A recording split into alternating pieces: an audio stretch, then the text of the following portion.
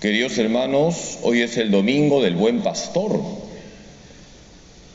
La imagen del pastor es muy bíblica y para profundizar en esta imagen tenemos que hablar de Jesús, de la iglesia y de los sacerdotes. En primer lugar, ¿de quién debemos hablar? De Jesús. Jesús es el buen pastor. Jesús es el pastor con mayúsculas. Jesús es el pastor, lo dice el Evangelio de hoy, que ha venido a traer vida y vida en abundancia. Jesús es el pastor inigualable. Jesús es el pastor que va delante de las ovejas, porque Él es el camino. Y también Él es la puerta para entrar a la casa del Padre. Jesús es el buen pastor que va detrás de las ovejas, cuidándolas para que los lobos no las destrocen. Y los lobos tienen nombres, demonios, ideologías, perversidad, inmoralidad, corrupción, pornografía, etcétera, etcétera. Jesús es el buen pastor que va al lado de las ovejas, comunicándoles amor, ternura, misericordia, perdón. Jesús es el buen pastor que está en medio del rebaño. Nadie está más cerca de nosotros que Jesús. Jesús es el buen pastor que entra en tu vida, que se mete en tu corazón, que te transforma. Qué bonito sería que todos los días te dirijas a Jesús con el salmo que hoy hemos cantado, el Salmo 23. El Señor es mi pastor, nada me falta. En la segunda lectura de hoy, Pedro nos dice que Jesús es el pastor y el guardián de nuestras vidas. Primer propósito de hoy: tratar todos los días a Jesús, el buen pastor. Todos los días busca a tu pastor con mayúsculas, Jesucristo. Él no falla. Tú y yo fallamos porque somos de barro. Jesús es el buen pastor que nunca te va a fallar. En segundo lugar, ¿de qué tenemos que hablar hoy? De la iglesia. ¿Por qué? Porque la iglesia es el rebaño del Señor. En el Evangelio de hoy, Jesús usa la imagen de las ovejas. Y fíjense algo muy interesante. Jesús habla de ovejas, no de cabras. Tenemos que ser como ovejas que siguen la voz del pastor. Ovejas dóciles, mansas, que se dejan guiar por Jesús, el buen pastor. Las cabras son bien complicadas para ser guiadas. Está loca como una cabra. Es una expresión del lenguaje coloquial. La palabra caprichoso viene del latín capra, que significa cabra. No seas como una cabra, no seas una persona caprichosa. Sé como una oveja dócil, mansa, que sigue al pastor, y el pastor se llama Jesucristo. Podemos decir, hermanos, que la conversión lleva a pasar de ser como una cabra a ser como una oveja. Hoy en la primera lectura aparece Pedro lleno del Espíritu Santo porque ha vivido el acontecimiento de Pentecostés y le dice a los judíos israelitas: conviértanse y reciban el bautismo en nombre de Jesucristo. Lo primero que dice Pedro es: conviértanse. Tenemos que convertirnos todos los días. Dejar de ser cabras, personas caprichosas, y ser como ovejas. Es decir, hacer la voluntad de Dios. Voy a hacerles una pregunta. Quien responda correctamente, le invito al desayuno de hoy. ¿Qué pasó hace 23 años, un día como hoy? ¿Qué pasó el 30 de abril del año 2000? ¿Quién fue canonizada? Santa Faustina Kowalska. Santa Faustina Kowalska fue canonizada un día como hoy.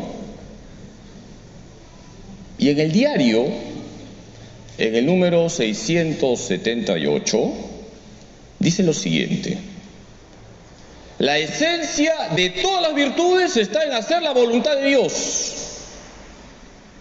Si tú haces la voluntad de Dios, te estás ejercitando en todas las virtudes. Hermanos, el caprichoso no hace la voluntad de Dios, hace sus caprichos.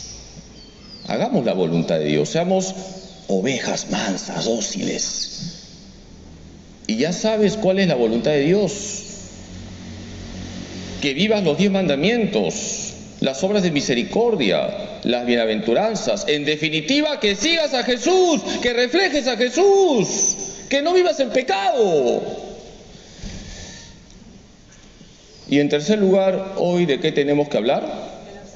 De los sacerdotes. ¿Por qué? Jesús es el pastor con mayúsculas. Y Jesús ha instituido el sacramento del orden. Los sacerdotes son pastores.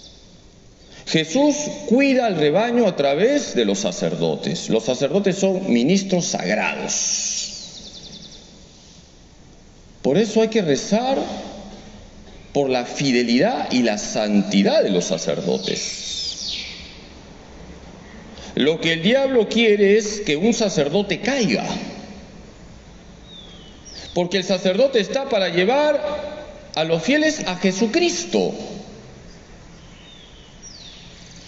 Santa Faustina Kowalska, en el número 941 del diario, dice lo siguiente: qué grande es la dignidad del sacerdote, pero también grande su responsabilidad. Y dice Santa Faustina: a un sacerdote se le ha dado mucho, se le va a exigir mucho.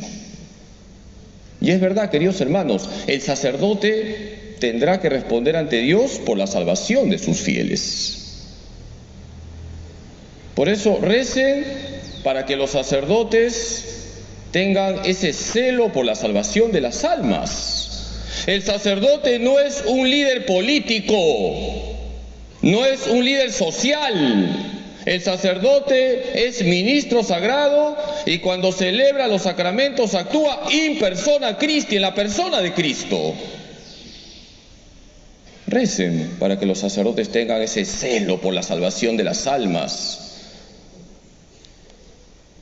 San Juan María Vianney, el santo patrono de los párrocos, decía: si yo tuviese un pie en el cielo y viese que todavía puedo salvar a un pecador en la tierra, regresaría a la tierra. Eso se llama celo por la salvación de las almas. Y Don Bosco decía lo siguiente: un sacerdote nunca se va solo, ni al cielo ni al infierno. Colgada de su sotana se lleva miles de almas.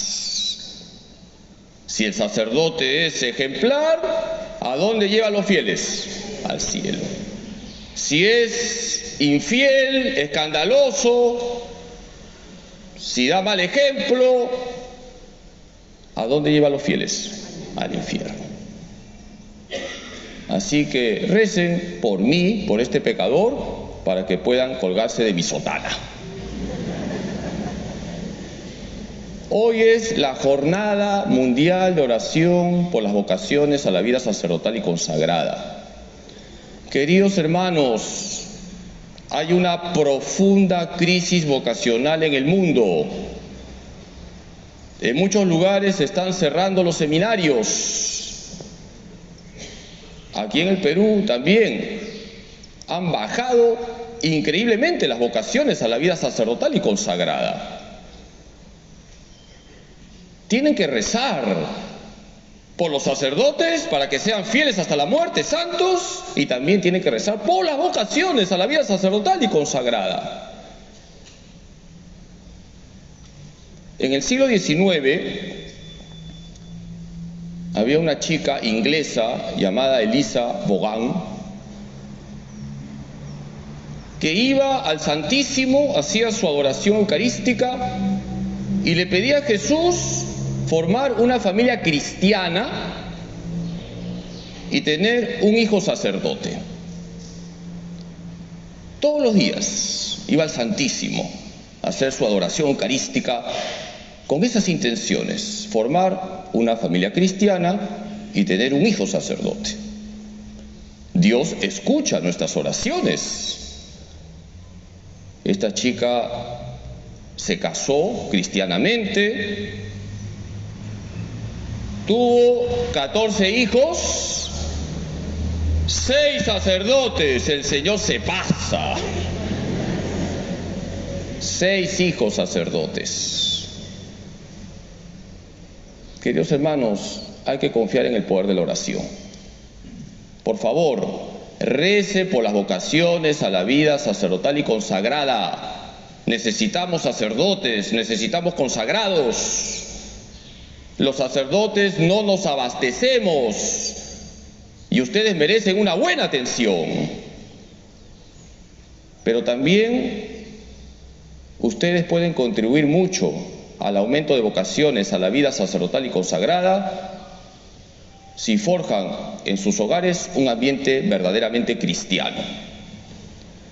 En una sociedad donde Dios está en el sótano, no surgen vocaciones a la vida sacerdotal y consagrada. Por eso, qué importante es que las familias sean ambientes donde se vive la fe, donde Jesús es lo primero. Entonces, de ahí surgen vocaciones. Vamos a pedirle hoy a María Santísima, nuestra Madre, que nos ayude a estar muy unidos a Jesús, el buen pastor. Que la Virgen nos ayude a ser ovejas, no cabras. Que la Virgen cuide a todos los sacerdotes, que les guíe a la santidad. Y le pedimos hoy de manera especial a la Virgen por el aumento de vocaciones a la vida sacerdotal y consagrada. San Juan Pablo II decía: la tristeza de la Iglesia es la falta de sacerdotes. Queridos hermanos, acudamos siempre a María para que los seminarios se llenen y hayan muchos y santos sacerdotes. Que así sea.